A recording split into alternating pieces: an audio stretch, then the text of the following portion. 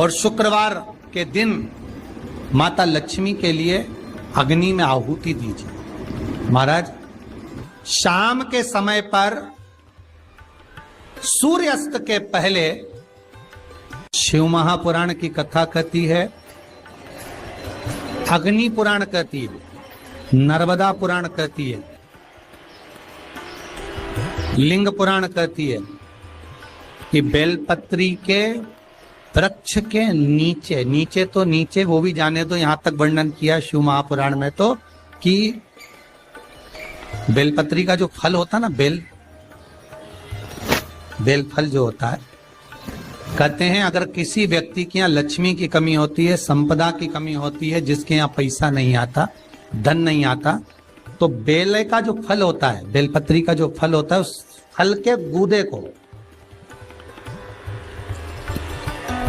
बेलपत्री के फल का गुर्दा निकाल लो, सुखा लो, गाय के घी में उसको डुबो लो और शुक्रवार के दिन माता लक्ष्मी के लिए अग्नि में आहुति दीजिए। महाराज, शाम के समय पर सूर्यास्त के पहले ये जो आहुतियां हम बेले के गुर्दे के फल की गाय के घी में डुबोकर माता लक्ष्मी और भगवान विष्णु के नाम से देते हैं, महाराज 2 या 3 शुक्रवार करोगे, लक्ष्मी की कभी कमी नहीं आती, संपदा बढ़ती है। एक प्रयोग और कर देखना, कभी अगर मौका मिले आपको तो प्रयोग कर देखिए। लिंग पुराण के अंदर लिखा हुआ है, शिव पुराण में, लिंग पुराण में और स्कंद पुराण में कहा गया है कि अगर किसी ने बेले के फल का अगर थोड़ा सा भी गुर्दा पाया है, बेले के फल को खाया हो या बेल का रस पिया हो या बेल के फल का जूस पिया हो, अगर वो व्यक्ति का अनायास किसी कारणवश प्राण भी छूट गए हो, तो शिव महापुराण की कथा कहती है कि 27 दिन तक वो बेल के फल का रस उसके नस नस में रहता है, तो उस व्यक्ति को यम नहीं छूते, वो कैलाश पर निवास करता है। मर भी जाता है तो अधोगति में नहीं पड़ता, नरक नहीं भोगता, वो बैकुंठ पद का कामी हो, बैकुंठ का निवासी।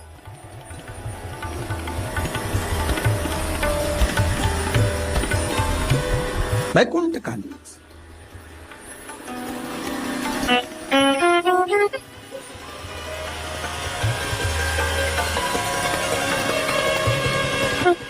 ये जो शिव जी को चढ़ती बेलपत्री हुई, शमी पत्र हुआ, मदार का पुष्प, आंकड़े का जो पुष्प हुआ, ये सब साधारण नहीं है। साथ शंकर का एक एक गुण तत्व ग्रहण करने वाले, शंकर का अनुमोदन करने वाले, शिव को एक एक वस्तु जो चढ़ने वाली साधारण नहीं।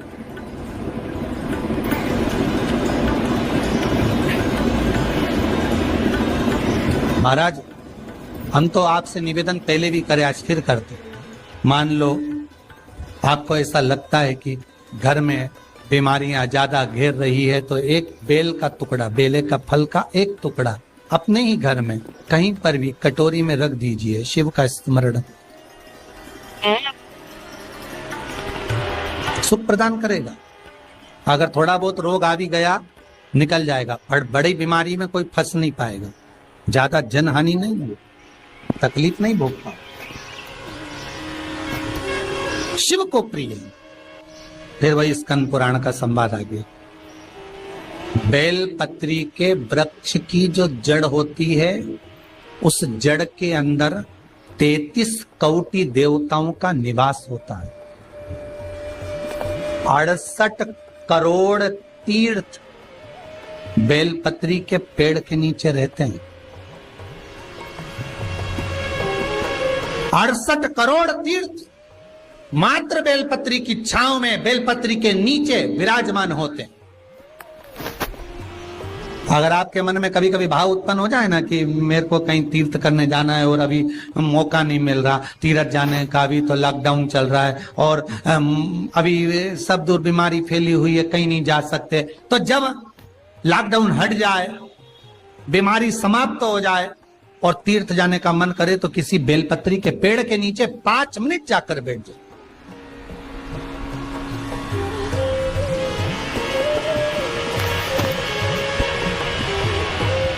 और जप लो, श्री शिवाय नमस्तुभ्यम। जितने बैठे हो टीवी के सामने प्रेम से बोलो, श्री शिवाय नमस्तुभ्यम। जितने टीवी के सामने बैठे, एक बार फिर से बोलो, श्री, साथ में बोलो, आगे आगे नहीं, श्री शिवाय नमस्तुभ्यम।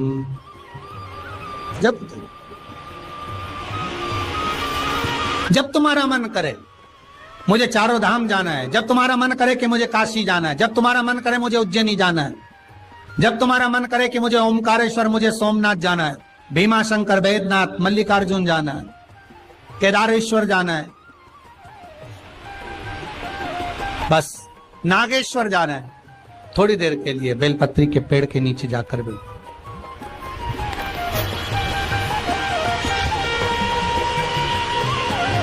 68,000 तीर्थ सब बेलपत्री के वृक्ष के नीचे विराजे।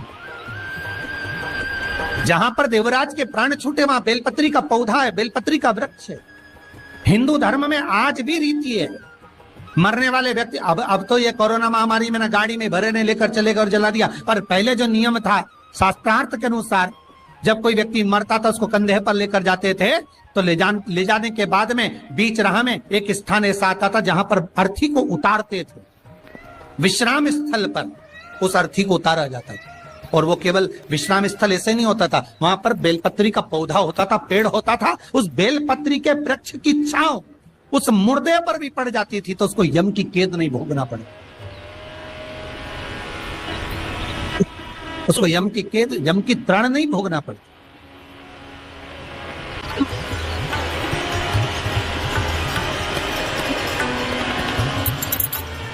इसलिए उस बेलपत्री के पौधे के नीचे उसको विश्राम दिया जाता है।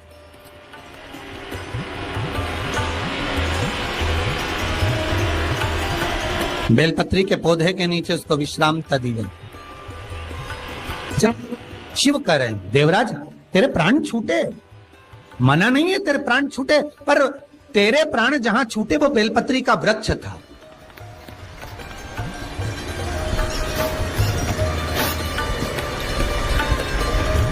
और अब तुझे यहां नहीं रहना है, अब तुझे कैलाश पर रहना है। तो कैलाश पर क्यों? शंकर भगवान बोलते हैं ये मृत्यु लोक जो है ना, पृथ्वी, ये भूमि जो है ना, ये मेरी निवास स्थली है, ये मेरा घर है। इसलिए शंकर भगवान ने, भगवान विष्णु ने जब कहा था, भगवान विष्णु जब शंकर भगवान से बोले कि मैं आपसे मिलने आना चाहता हूं, तब शंकर भगवान बोले आ जाओ। तो भगवान विष्णु पृथ्वी से एक हाथ ऊपर पांव रखकर चल रहे थे। तो शंकर जी ने पूछा तुम पांव जमीन पर क्यों नहीं रखते, पृथ्वी पर रखो। शिव जी मैं पांव पृथ्वी पर नहीं रख, क्यों? नहीं नहीं नहीं नहीं, मैं पांव पृथ्वी पर नहीं रख सकता। आखिर क्यों? शंकर भगवान से भगवान विष्णु कहते हैं पूरी पृथ्वी पर छोटे छोटे कंकर नजर आते हैं, हर कंकर में मुझे शंकर नजर आते। जब कंकर में शंकर दिखेगा तो मैं पृथ्वी पर पांव कैसे रख सकता हूं? शिव जी बोले, भाई नारायण, भगवान विष्णु से बोले, है नारायण, अगर आप इतनी दूरी बनाकर रखेंगे तो फिर हमारे करीब में कौन आएगा? हम चाहते हैं कि आप हमसे मिलकर रहें, हम आपसे एक क्षण की दूरी सहन नहीं कर सकते। आप हमसे चिपक जाएं, लपट जाएं, आप हमसे रम जाएं, हम आप में रम जाएं। कुछ ऐसा कर दो, शंकर जी कह रहे हैं नारायण, कुछ ऐसा कर दो कि शंकर नारायण से दूर नहीं रहे, नारायण शंकर से दूर नहीं रहे, ऐसा कुछ कर दिया जाए। तब भगवान शिव ने भगवान विष्णु से कहा एक काम हो सकता है कि आप सांप बन जाओ। भगवान विष्णु ने पूछा मैं सांप बन जाऊं, क्यों?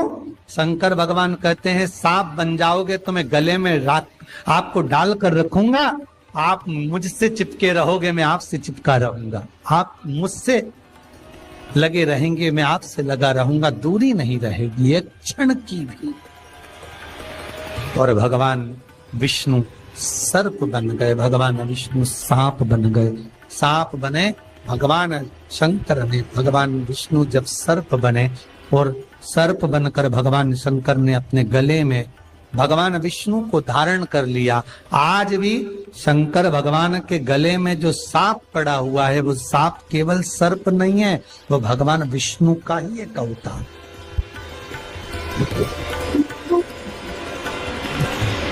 वो भगवान विष्णु का एक स्वरूप। शंकर भगवान के पूरे शरीर पर 6 सांप हैं। कितने सर्प हैं? 6। एक जो गले में है वो भगवान विष्णु का होता, 2 हाथ में, 2 भुजा पर, एक कमर में जो सर्प नजर आता है, ये शंकर भगवान की 5 लड़कियां हैं, जया, विशाला, सामरीवारी, दोतली और देव। शिव जी की 5 लड़की। शंकर भगवान के पूरे शरीर पर 6 सर्प हैं, 5 लड़कियां और एक भगवान विष्णु का स्वरूप, भगवान विष्णु का प्रतिबिंब, भगवान विष्णु का ही एक स्वरूप। स्कंद पुराण में अगर 16 सोमवार के व्रत का अगर आप विधान देखेंगे, और हम तो कहते हैं केवल 16 सोमवार से ही मतलब मत रखो। आप माताएं अगर एकादशी का व्रत कर रही है, सोमवार का कर रही है, मंगलवार का कर रही है, बुधवार का करे, गुरुवार का करे, चतुर्थी का करे, तीज का करे, छठ का करे, आप जो भी व्रत करते हो उस व्रत का विधान स्कंद पुराण में लिखा हुआ है। और स्कंद पुराण में क्या वर्णन लिखते हैं कि नारी जब सौभाग्यवती हो जाती है, लड़की की जब शादी हो जाती है और वो अपने पति के घर में जब रह रही होती है, पति के संग रह रही होती है, तो पति के घर में रहकर जितना भजन पूजन करती है, जितना स्मरण करती है, वो